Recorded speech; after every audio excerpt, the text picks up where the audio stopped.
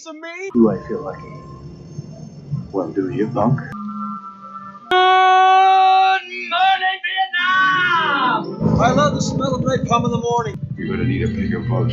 I feel the need for speed. I wish I knew how to quit you. Love means never having to say you're sorry. You do. You'll shoot your eye out, kid. Happy Monday, moviegoers. Welcome to a brand new episode. Welcome to episode 229, and welcome to the Cine-Men Movie Podcast. I'm your host, Juan, and I am joined by the cast, the crew. Zach. Hey, what's up, guys? Craig. Can you hear me? We can hear you. Yep, We can hear see you loud and clear. Perfect. Sorry. How's everybody's week gone? You guys have a good week? It's a pretty good week so far. We're only into Monday though, so a lot can happen. I'm hoping for 10 inches tomorrow. 10 of snow. inches. Snow. Snow. Glad you clarified that. Sorry. 10 inches of snow. Lo hatón. Yeah. Well, Yeah, for those of you not in Oklahoma, we're about to have a blizzard come through the state. So Hopefully. if that's not a way to open up the episode, I don't know what is. Hoping for 10 inches here on the podcast. Yeah. Thank you for joining us, guys, for another great Monday, another new episode, another new movie to talk about. As this week we are talking Don't Worry, Darling. A lot of mixed reviews on this. This is going to be the first time. It's the first time we're going to read the email bag at the end of the episode today. But for the first time in podcast history, guys, this is some news. For the first time in the 4-year span, no top 5 today. We're going back and forth with we kind of shoveled some things up. We talked about at the beginning of the year.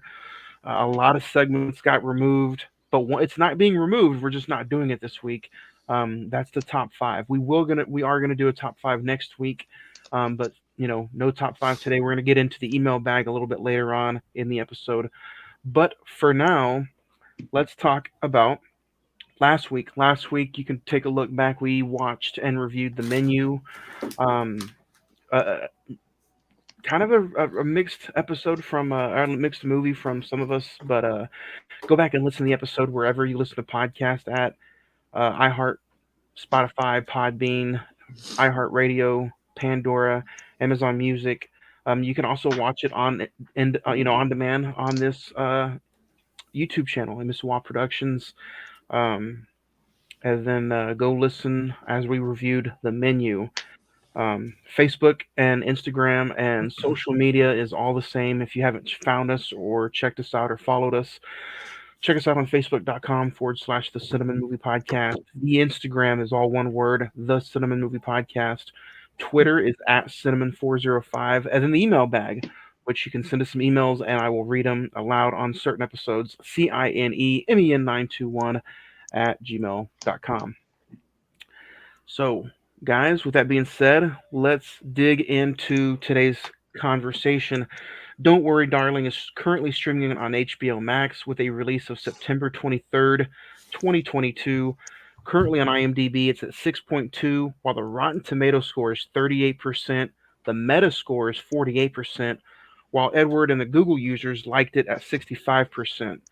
A 1950s housewife living with her husband in an uptown experimental community begins to worry that his glamorous company could be hiding disturbing secrets. Starring Florence Pugh, Harry Styles, Chris Pine, Olivia Wilde, Gemma Chen, and directed by Olivia Wilde.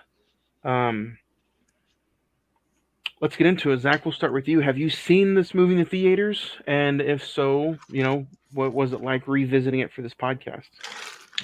No, I did not catch this in the theaters. I just ran out of time. I didn't get to it. I saw it first day or first week when it hit HBO Max. I was very, very excited about it. I think when we did our top 5 for the rest of the year, it was like number 4 or 5. So I had a lot of anticipation for this. Given who directed it, who's in it, it looked like a smart type thriller. I've seen it twice now, and at the end of the day, I liked it, but there's a lot of issues I have with it. So Craig, we'll start with you. Same as Zach. I wanted to check it out in the theaters, but just kind of ran out of time. It was around those Thanksgiving holidays, if I remember correctly. So just kind of, like you said, ran out of time. First time watch was Tuesday. No, I watched it Friday, just kind of at the end of the day of my work day. And to be honest, it's not what I thought it was going to be. Like everybody, I've heard a lot of mixed reviews. My sister-in-law actually said she really liked it, so I knew that there was going to be probably something that I liked about the movie. But at the end of the day, it is what it is with this movie. I was super. I'm sorry. Did you want to add anything else? I just kind of end it that way, and then we'll dig into it. I was super interested in it. Florence Pugh. The trailer had some major A24 vibes. I like Chris Pine. I like him a lot. But you know what? This movie was very Bible-esque. And when I mean Bible-esque, I mean it was too holy for me. There's so many holes in this movie, plot holes that were just not answered in this movie.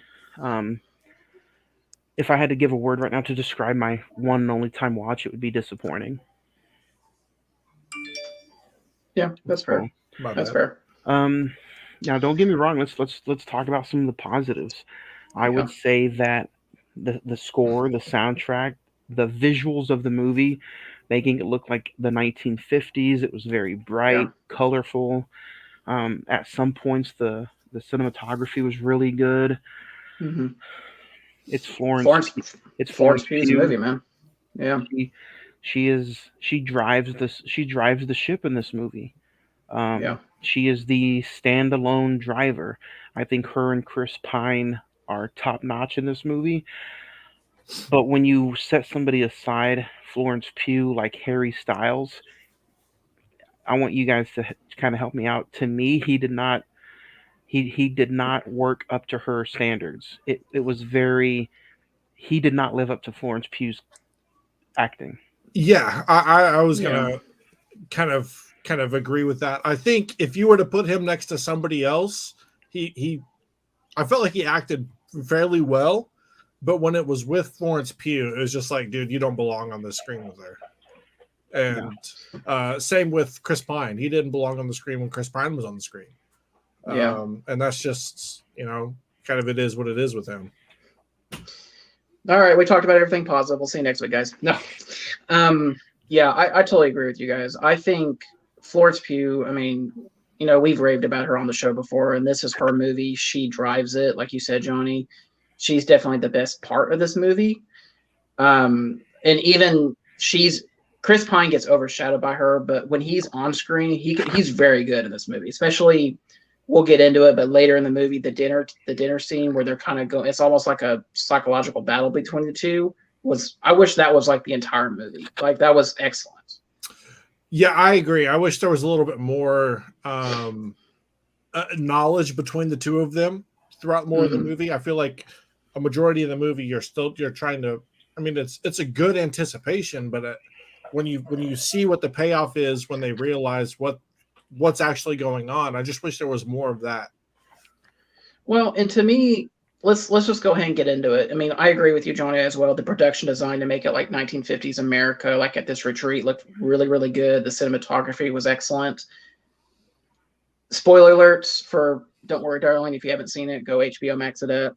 For it to be a basically virtual reality that Florence Pugh is stuck in, I just kind of thought that was lackluster, and it just didn't give enough explanation of what like the Victory Project was, in my opinion. Agreed. I feel like. Go ahead. No, you go ahead. I want to hear what you have to say. I was just going to say it was brought up to my knowledge that this feels like it could have been a 6-7 part series. instead of a movie. instead of a movie, because Like a limited series. there's so many holes that weren't touched in this movie, like what the whole brought up of Chris Pine's character creating this world. What was the real knowledge and what was the real power of him creating this world, and having them put into the bots and into the the mechanism of being into this world. Why is it just the men that know about it, and only the one woman, Olivia Wilde's character? Well, it touches on that a little bit, when Harry Styles is sitting there at the computer when she comes home from work after that long day. He's telling them, like, it's almost like he's not doing like a cult podcast. He's telling the guys, like, you as a man, you have to be the guy that provides. You have to be this, you have to be that. If you're not, then you're really not anybody. And you kind of get a glimpse of that through the headphones. But I agree, it doesn't touch on it enough and maybe they try to shy away from it so that you didn't kind of get a spoiler for what was going to be the twist at the end. But I agree, it just didn't touch on it enough for that twist to pay off. Or I don't know, like, what exactly Olivia Wilde's like goal was in this movie, because it was, like you said, Craig, it was either she didn't want to give away what was truly going on, or she wanted to leave it ambiguous to the viewer, like they can make up their own mind. But for something like this, it doesn't. You need like a final explanation for it. And then it didn't even it kind of touched bases a little bit on Olivia Wilde's character. You knew that her kids had died in the real world, but they're alive in this virtual world, so that's why she wants to stay. Yeah. But it also didn't acknowledge why she's the only female that knows about it. Because she doesn't want any of them to, because all the other females are being held against their will. The guys brought them there against their will so that they can be in this perfect marriage. And, she might have been the one to put, I think Nick Kroll is the guy that plays her husband. Maybe she's the one that pulls all the strings on their end, because she wants the kids. She wants that perfect happy family that she obviously didn't get because of her kids being taken away. Do you think it would have been better if once Florence Pugh kind of figures out what's going on, and then it's also a twist of, we kind of know Chris Pine is pulling the strings technically until we get to that twist that makes no sense. But would it be kind of cool if Olivia Wilde was like one of the makers of the world, and she kind of that would give some explanation on why she knows, like, oh, I'm going to help create this world because I lost my kids and I want to be in a world with the kids again. That makes more sense. And again, it's not that this movie didn't make any sense to me. It's just like there's so much that could have been put into this movie, and it's already a 2-hour movie, which drags at some points in the movie. So you're like, man, for a 2-hour movie, you're kind of thinking, this feels like almost 3 hours. At some points, I was looking at my phone. I was like, I was getting into it, but I just, okay, when is this going to end? When is this going to end? It feels like they wanted to create something like a mix of a Looper / A24 mixture of a horror movie, and it didn't vibe at all. And to me, I always thought, wouldn't it be so cool if this was kind of like she takes a lot from different movies, but the main thing is that when Florence touches the glass, when she gets up to that mountain, it's almost like the sunken place from Get Out, because it's like she's like surrounded by those women. They're like doing that weird dancing thing. But to me, I thought it would have been so cool if this had been like a Shutter Island thing, where like Florence is like in a mental institution or some kind of institution, and it's revealed that she's being sedated, and then once she kind of figures out what's going on, she's trying to escape. Well, yeah, I agree that this movie doesn't necessarily hit the way people probably thought it should have with the trailers and everything, but I get what Olivia Wilde is trying to accomplish here. Men have all the pressure of trying to provide this perfect lifestyle for everybody, and it's all kind of on the shoulders of men. And I feel like what she's trying to portray is that men will go to any length to try and make that happy life for their family. And Harry Styles at the end kind of explains, like, I did this for us because you were working 30-hour days, not knowing that she kind of enjoyed that work, even though she felt tired all the time. It's just what he thought would be best, as what the head of the household should do, is provide just this life that is quote unquote perfect. Yeah. Well, and to me that does make sense, but I felt like some of the creative choices that she did to get to that, or if that's like, it didn't add up. Yeah. No, I agree. I did like how, you could kind of see that things were wrong with, I think Margaret was her name. She was kind of, like starting to realize, like, hey, the stuff isn't adding up. Mm-hmm. Something's wrong. Yeah. And at the party, he's offering those pills, and it's like, those pills can't be real because it's virtual reality. So he's probably trying to do something like just like mind games with Margaret to kind of make her like sedated, even though he's not really giving her anything. I thought the whole process of them actually leaving to go to the mountain to do Project Victory was, and them leaving the virtual reality world to go make money in the real world, I thought that was pretty unique and a cool kind of concept. At points, it did feel like the movie was trying to outsmart itself. At some points, to me, like, it feels like it could have been a really basic story and plot line and just be original, but then it just like, let me throw this in there and throw this in there. It felt like somebody who's usually high trying to make dinner. If I could put it out there for that to. I just think trying to explain this movie in 2 hours isn't going to do this justice 10 times out of 10. You needed a 3.5, 4 hour window to tell this. And that's where I agree with Johnny. This should have been a 7-part series on HBO Max or something. And I think you could have covered way more detail, went over. I mean, and being on HBO Max it's not a bad thing. We're looking at Last of Us being on HBO Max, getting 4.5 billion viewers or million or whatever for its opening episode. And half the people that watched it probably don't even know what it is. Yeah. And I think in a world where TV shows and streaming services rule the world right now, like, you could have easily done that. I don't know if I said this, but the budget for this movie was $35 million. At the box office, it only grossed $85 million at the box office. So to put this in perspective, the Avatar re-release was number 1 when it came out. It beat this movie as the number 1 at the weekend. Yeah, so like it would have benefited from either a series or an HBO Max exclusive. I agree. I think a series would have been the best bet for this movie. I just think you do 6 episodes at 45 to 50 minutes each. You take out the meat and potatoes of the opening credits and the ending credits. You get somewhere between 38 and 42 minutes of actual screen time. You put that in a 6-part series. That's perfect. Let's kind of talk about just the virtual reality of this world. Come to find out, I don't think any of the sex scenes really should have mattered or been put in there if at the end of the day this is a virtual reality show. I mean, come to find out, yes, he probably did crave it. He did want it because he looked like he was a stay-at-home dude who really didn't have much of a job. Maybe if he did work, he worked part-time. Or like a programmer or something. Yeah, Florence Pugh's character, like she said, she worked 30 straight hours. She was a surgeon. She worked at a hospital. She had a life.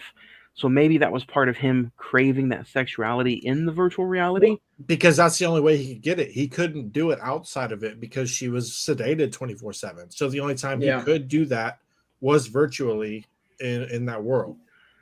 And then, not only that, but like her constantly doing, the cleaning, when she started breaking down and putting the cellophane over her head, or I think somebody just wanted to take the Florence Pugh magic and try to turn this movie into something that people would just be astonished to watch and be an ooh and ah of.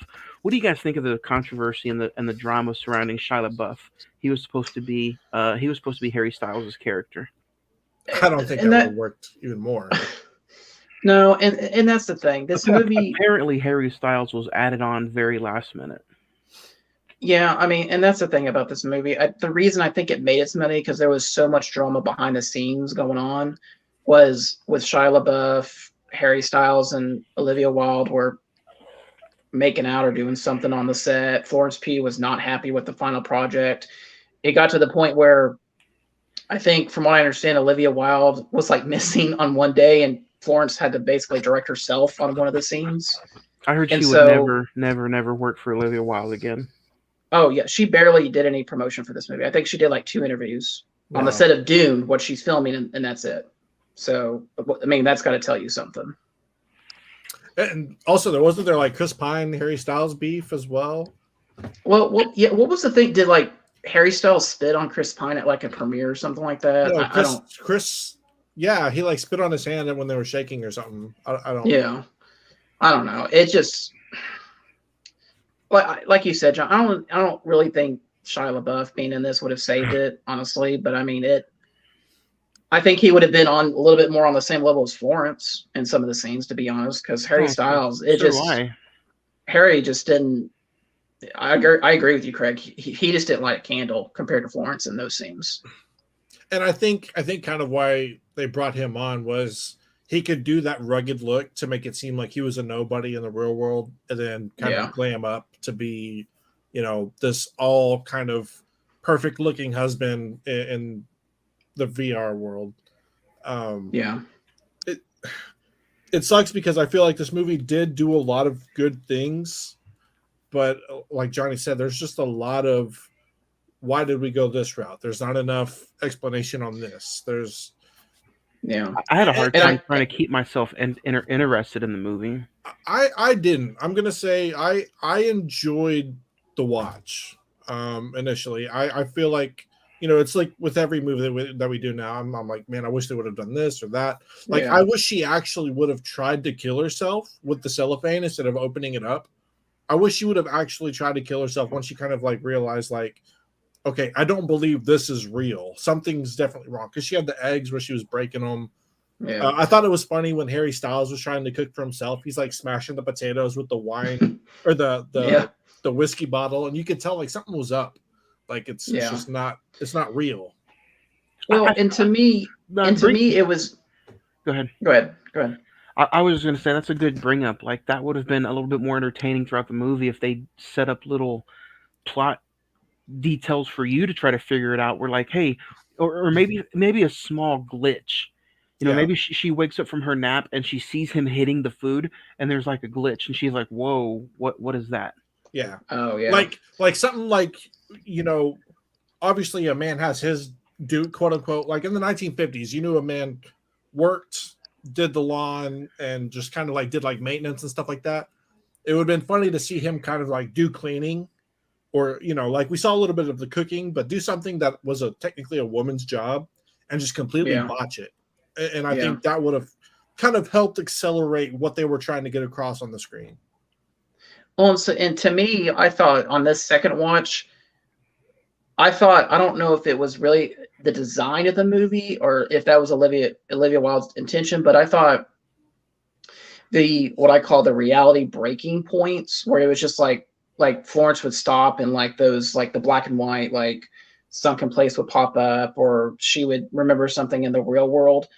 I thought they emphasized that way too early in the movie and way too much. Like it was like, as a viewer, it was almost like you don't trust us to figure out the puzzle as we're watching it. Well, in my opinion, it's almost like they showed their hands too early. Yeah, you knew something was up, because like if they would have just kind of stayed with Margaret and let her go crazy and show something with the husbands doing something that they technically shouldn't be doing in the real world, or in that era of the 1950s ish, and just kind of see them glitch out, I think that would have been better than seeing her repeatedly go in and out of this VR experience. Yeah, I agree. Let's talk about the dinner party real quick. You kind of think, okay, maybe there's a little bit of normalcy, or Florence is playing normal, but when she's in there in the kitchen cooking, and Chris Pine's congratulations, you have kind of figured it out. There's that brief moment where Florence is kind of like, oh, I did figure it out. And it's just like, yeah, you're the only one to like catch on to everything. And to me, that was like, okay, so we're kind of getting the boat rolling with like, maybe there's a bigger picture going on than what's really going on. Yeah. And that's kind of what I was saying earlier. Like, I just realized, I wish that once they realized each other knew what was going on, it went further than that. Because after you get that in the kitchen, and then you have the dinner party where they kind of, they're challenging each other to kind of get their point across. Mm-hmm. The husbands already know what's going on. So all of them, which you find that out at the end, all of the husbands are going to be against them. Once the husbands are against her, then the wives are going to add on to the husbands. And it's just going to be, you're never going to win in that situation because it's automatically, what was there, 4 couples? So it's 5 against 1, 4 against 1 or something like that. Yeah.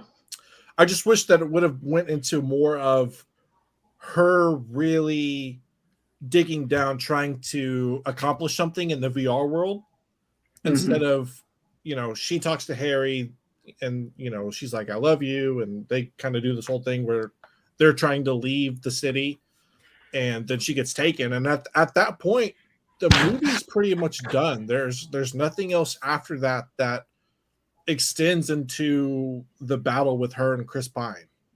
No, it's just her getting back in and realizing everything that's going on and then leaving. On to me, and like once we get past that, and like she kind of has the electroshock therapy to kind of put her back into. I kind of put it like back into like reset mode. Like reset mode. Thank you. Back into reset mode, and you're just like, okay, is this like mean that she's never going to be able to get out of the world? But then like. It automatically breaks. Like Harry Styles does something and it's just like automatic. Like, oh no, I got to get out of here somehow. And then it leads into the weird thing, which I was going to bring up earlier, was Chris Pine gets alerted about Florence's actions, and then he gets stabbed by his wife, which makes me think, was she behind it the whole time? Was she behind it the whole time? Well, I don't think she knew about it. She found out with that phone call, and that's why she stabbed him. Oh, that would make sense. Yeah. Again, I only watched this one time. I would, it's probably something I missed, but I watched it twice, and it just, the first time, and then for this episode, but every time that came out of left field, and to me, it made no sense whatsoever. It's just like, why are you killing Chris Pine in this? This isn't. There's no explanation for it. The only explanation is that she overheard his phone call talking about trying to get Florence Pugh back, and she, nobody else can know about it. She heard the phone call. She gets up and stabs him, because she was behind him so much throughout the whole movie, thinking that Project Victory was something exceptional. Yeah, that's true. And that's another thing, that the folding out of this movie, the guys in the red jackets chasing her at the end, even though the ending was a little bit better than probably it should have been, I still feel like there was no edge of your seat feeling when she was escaping the guys with the red coats. Yeah, because I'm like, I guarantee you, she's gonna reach the window. Boom, the movie's gonna end. Yeah, and that's exactly what happened. Yeah, that's exactly what happened. Yeah, and honestly, there was no pop sweaty. Florence Pugh was in Black Widow. She is like the next Black Widow. She has that action set of acting skills. You could have easily put her in a situation where she wakes up, struggles to get out of the bed, and is being chased in the real world by Chris Pine and some of these people that are behind Project Victory. Because if it leaks out that they're trying to do this, that whole project is shut down forever. Yeah. But remember, you die in virtual reality, you die in real life. So Chris Pine is dead. He had no way of chasing her at all anyway. And so is Harry Styles too. So yeah.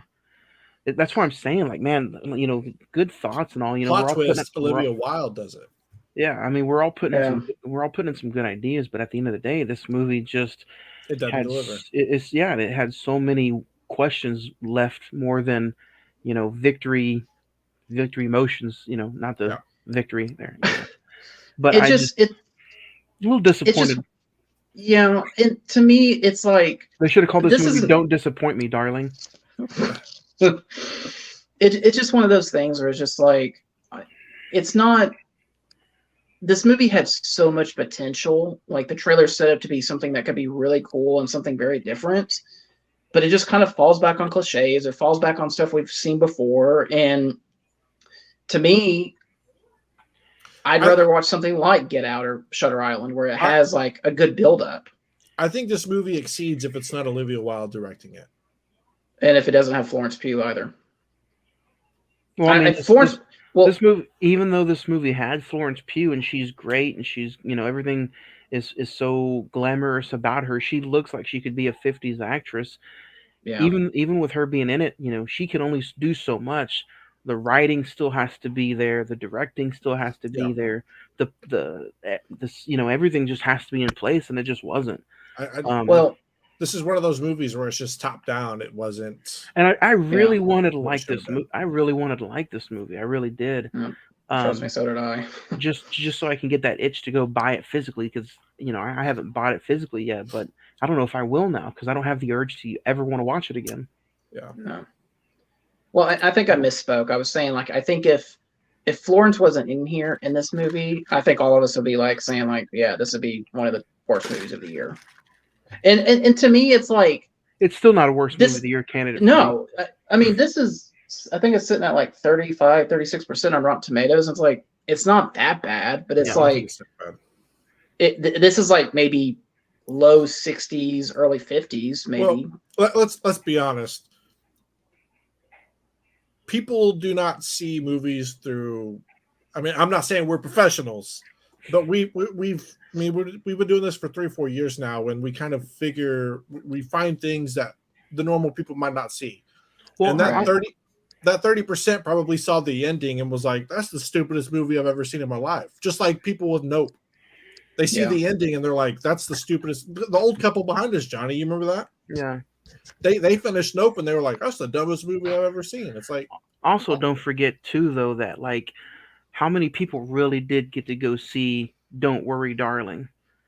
I guarantee you, the 38% are probably. I know that's I think that's critic score. That's not audience score. Yeah, let me see what the audience score is real quick. So I'm pretty sure the 38% is critic score. Well, the Google users had it at what, 65? Edward and the Google users had it 65. Yeah. Audience score is 74%. That's a little about on average. High. That's a little high, but again though, $86 million at the box office. Not a lot of people went to go see this movie. Yeah, but this should have been an Avatar re-release. I don't understand in what world does Florence Pugh, he's one of the biggest stars right now. How does she get outdone by blue people? Hold on a second though. She's a big star to moviegoers like us. Yeah. Your average moviegoer who goes and sees 3 movies a year probably still don't know who Florence Pugh is. Yeah. Even though Black Widow is a good movie, I don't think Black Widow put her as right. I don't think it made her a household name. I don't think she's a household name yet. And right now she's Marvel and A24. Obviously, we're right at the smack dab in the middle of that pie chart or whatever you want to call it. And who's I mean, I saw the trailer for the first time today. I should have brought it up earlier, but who's a household name that's probably going to get $100 million movie in summertime is going to be Margot Robbie. Yeah, for Barbie. That's a household name nowadays. Yeah, Florence Pugh is not there yet, and I don't think this movie helped her at all. Which again, it's not her fault. But if you want to look at it by the numbers, that's what everybody does nowadays. Oscars are by the numbers, box office numbers. That's just how it is. If you think, and honestly, this is sad to say. I don't mean to cut you off, but this hurts my soul. Harry Styles on this marquee and on this movie is more of a household name than Florence Pugh is.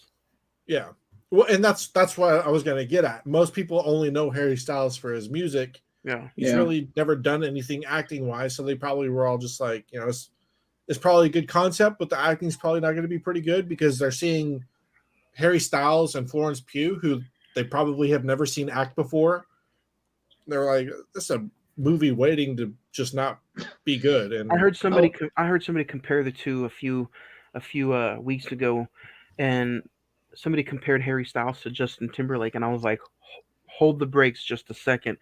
Justin Timberlake in his first few movies was a much better actor than Harry Yeah. Styles is right now. yeah, Justin Timberlake, he's one of the very, very few where he can be top of the charts in both movies and acting, Yeah, or music and acting. we should talk some more Justin Timberlake this year. In time. Oh, dude. Dude. Oh, The Social Network. I just saw, Social Network, In Time, Alpha Dog. Alpha Dog. I mean, there's been in some great movies. I wonder what that experience was like when like you were a fan of Harry Styles and you go see this movie and then you see like Florence outact him. You're just like, oh, okay, never mind. But I'm not dogging on Harry Styles fans, but you know what? They probably didn't even put two and two together, and they probably didn't even say, "Oh, she outacted him." They're just like Harry Styles. Well, I was gonna say, like, who would have been a better choice? You know, Shia LaBeouf aside, who would have been a better choice to kind of play that grungy real world person and then glam up real nice in the VR world? Ryan Gosling. I think Ryan Gosling's too big for this kind of role. I don't think Ryan Gosling fits this role at all. No. I think Ryan Gosling is past this kind of role, honestly. Honestly, like I could actually see Ryan Gosling play the Chris Pine character, where he's kind of mysterious and like you don't really know what he's thinking. I can see him do that. Yeah. Robert Pattinson. I don't know. Dude, give me the Batman. Honestly, that could work. Honestly, you throw an A24 logo on this with Florence Pugh and Robert Pattinson? Oh, Johnny would be all over this. And somebody else directing. Somebody else, yeah, absolutely. This movie would have been 100 times better with those circumstances. Or you know what? Why not put Chris Pine as Harry Styles' character and make Jonah Hill the Chris Pine character? That would have been funny. Yeah, Jonah Hill can play a good prick, man. Yeah, that's true. Yeah, I think a good payoff would have been seeing. I mean, because we all saw Harry Styles the way he looked in the real world. Seeing what Chris Pine's character looked like in the real world. Again, exactly. I think that would have been a good payoff because you would have been like, that's why he made a VR world so he can glam up. Yeah. And actually, to me, they did make this is a bad joke, so bear with me, guys. But I mean, they did make what Chris Pine would have looked like in the real world to make a virtual reality world, and that movie's The Whale. Well, the Whale was 10 times better than this, but yeah. Right. But no, I'm just kidding. It didn't work out, dude. It didn't work. Let it go. But I can't stop thinking about this limited series. You could have done a whole episode on Florence and Harry Styles' characters, an episode on Chris Pine, and it would have been so much better than what we got. Yeah, you could it almost would have been like Westworld. Yeah, you could have even done a filler episode on like the character who committed suicide. Margaret, yeah. And even then, build the whole world. That's exactly what this is just Westworld. Technically, to an extent, yeah. Is Westworld like this kind of a virtual reality? Virtual reality, yeah. It's a theme park people go to. I've never seen Westworld. Is it good? I watched like the first season. It's all right. I heard it gets a lot better later on, but I'm in the middle of. I just started that '90s show. Episode 1 was really funny. I've heard a lot of people say it's really good. Yeah. They say so. The consensus is that it's not necessarily like a reboot because sometimes the reboot is just like, oh, it's nostalgia, so I'll watch it. It's a reboot. It's actually really good. Yeah. Yeah. Nice. We got some comments here. If they're not virtual reality comments, oh no, if they're bad, nasty comments. Yeah. Get away, you bots! Come find love in your town today. Let's talk about Harry Styles' death right quick. What do you guys think of Florence Pugh just ran away and kind of accidentally killing Harry Styles? I mean, it makes sense in order for her to get out of the virtual reality. I mean, I don't know how else she would be able to get out of it. Dude was obsessed with eating the puss, though. I'll tell you that much. He was obsessed. Hey, every day, man. Got the whiskey at the glass or whiskey at the door, and went to town. That's how he keeps his vocal cords good for when he goes and sings, I guess. Stop. Every day, every time we do an episode, he does something to try to get us canceled every single time. Last week was Ed. The 50s dance, the 50s dance when they're, praising Harry Styles and he's doing the whole dance and stuff. Yeah. I mean, this movie did have some good fun scenes to it. Did you guys like the ending though, the death? And we kind of talked about the chase for a little bit, but for this to be rated R, I thought it'd be a little bit more bloodier. I wish it would have been, yeah.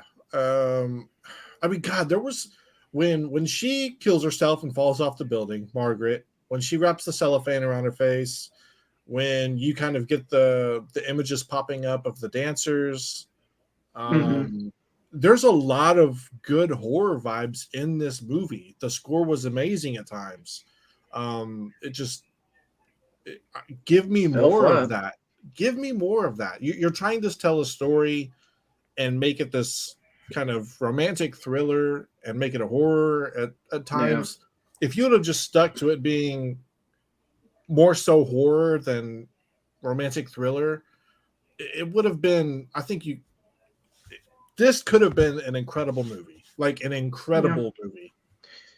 And that's what's disappointing about it. It's just like sitting here talking about it. We came up with like 15 better ideas that this could have gone, how this movie could have gone. And it's just like, I mean, damn it. Like, why? I don't know. Let's be honest. We do that with every movie that kind of gets shit on.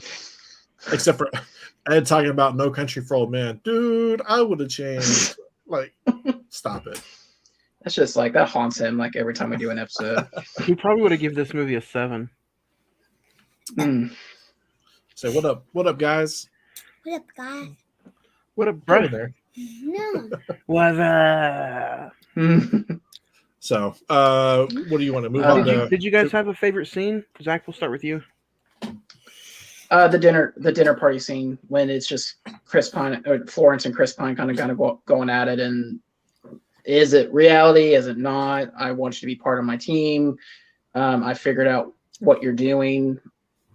That should have been the whole movie, and it wasn't, and that's just disappointing. So, but the dinner party scene, and I mean, let's be honest, every scene Florence is in makes this watchable. So, yeah, I would have to say probably my favorite scene. I would have to say, man, maybe when she's in the real world and you see her what she does as far as everyday living, and then he go back into it, and then Harry Styles' death. Yeah. I thought that was a pretty good back and forth scene. Craig, what about you? Did you guys like the glasses she was wearing to like keep her in the virtual world? The A Clockwork Orange reference. Yeah. I thought it was okay. It was kind of creepy, to be honest, that somebody would go to those kind of links to. I liked how they showed that her body was bruised and malnourished. Yeah. Because she's just sitting there sedated in this virtual reality world, not really getting proper nutrients or exercise and anything like that. My favorite scenes, I did like the kind of the party when Harry's getting promotion, and there's that tension between Chris Pine and Florence Pugh, and she kind of goes back to the back, and at this point you don't know Olivia Wilde is in on the whole thing, and just that scene with all the tension I thought was pretty good. And then the scene where she's getting kind of squished in the glass and then she just pops back out. I thought those were pretty good. The music and the score when that wall's closing in on her. Again, the trailer makes it seem like it's so much more.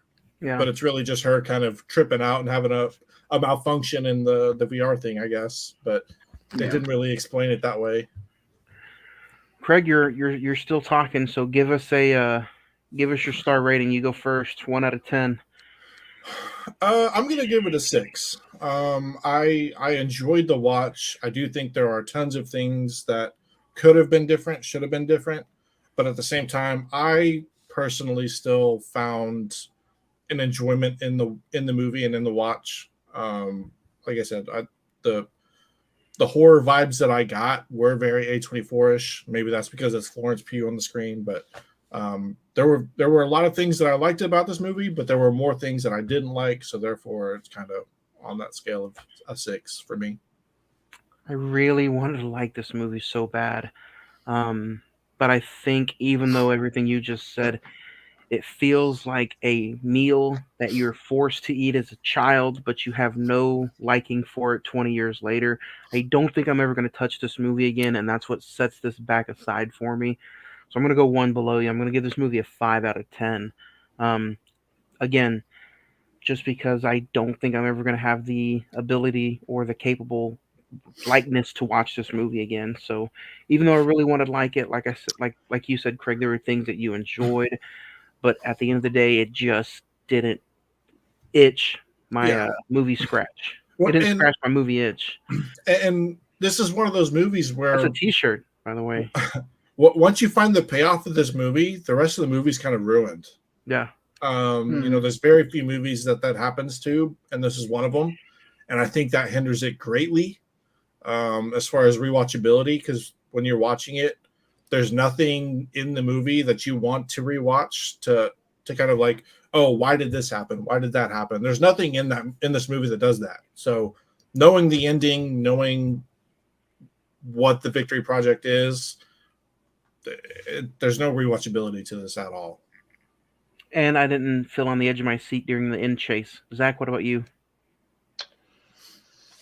Oh, I don't know. There's a lot in here that really works for me. Florence Pugh, Chris Pine, the cinematography, the production design, the score. There's a lot of this that is actually really good. But yeah, I mean, once you figure out the ending, it doesn't work. There's a lot of plot holes that actually try to lead up to that ending. Plot holes, yes. There's just a lot that to try to build up to that final ending that makes no sense at all. I'm torn between like a 6 and a 7. Give it a 6. There's no rewatchability.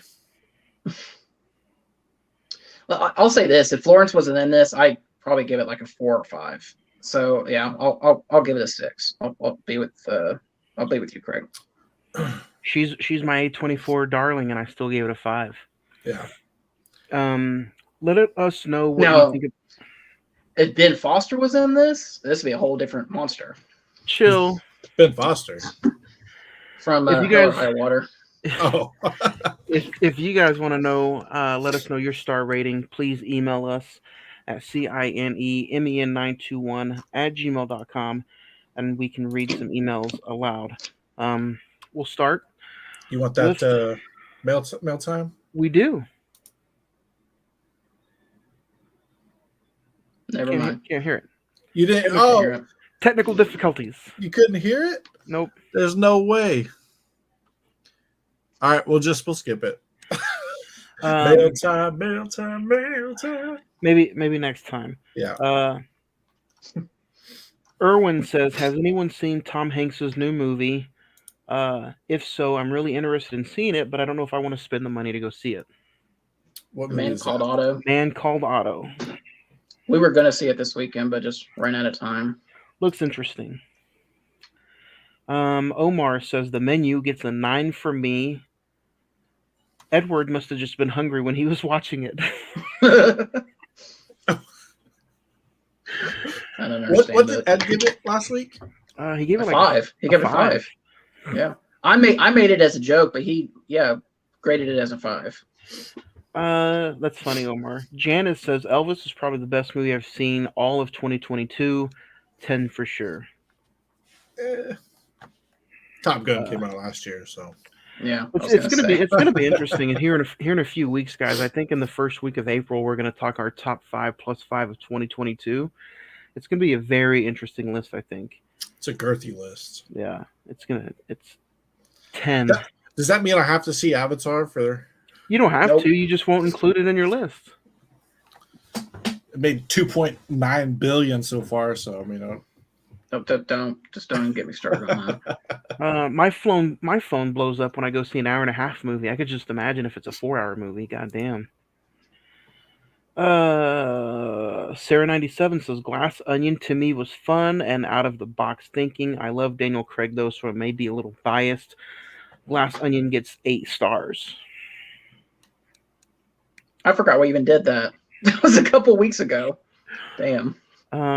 Lawrence says my top 5 most anticipated movies of 2023. Number 5, Guardians of the Galaxy 3. Number 4, Shazam. Number 3, Dune. Number 2, Creed 3. Number 1, Ant-Man, Quantumania. Jeffrey says, I thought Don't Worry Darling was crap. One of the worst movies I've seen all year. 4 stars. Don't waste your time. That should have been the title of the movie. Don't waste your time. Kendall says, my top 5 Denzel movies. Number 5, Fences. Number 4, Flight. Number 3, Malcolm X. Number 2, Tragedy of Macbeth. Number 1, Training Day, which gets a 4K release in a few weeks. I'm excited. You excited? Henry says, Don't Worry Darling was a decent watch, but I feel like it could have been a 3-hour film to help explain more. 5 stars. Exactly. Coco Crisp says, I watched Don't Worry Darling High and I still thought it was a piece of shit. 4 stars. 4 stars for being a piece of shit. It's Man. He could watch it with Ed. I thought that was Ed that was doing that email, but all right. Sam G69 says Glass Onion was a decent film. I didn't love it, but I also didn't hate it. Probably gets a 6 from me. And we'll end on this lovely note. Jennifer says, Don't Worry Darling was atrocious. 3 stars. That's a perfect way to end an episode. I don't think anybody loves this movie, guys.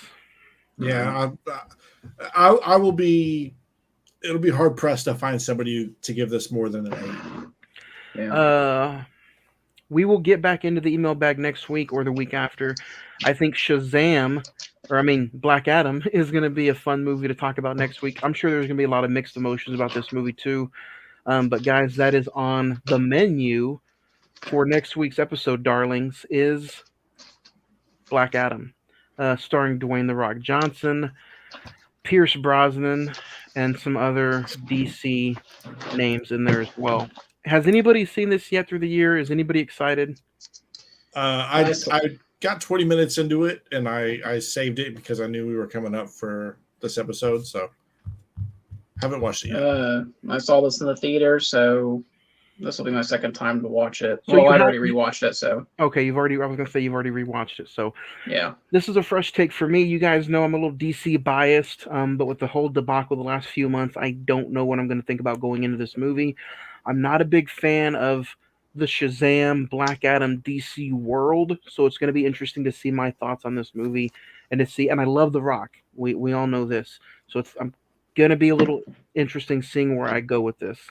But until then, guys, do you have anything else you want to add to Don't Worry Darling? Nothing for Don't Worry Darling. I was going to ask if you guys want to do like a quick little recent watches. Have you guys? I really just want to talk about The Last of Us. Let's do it.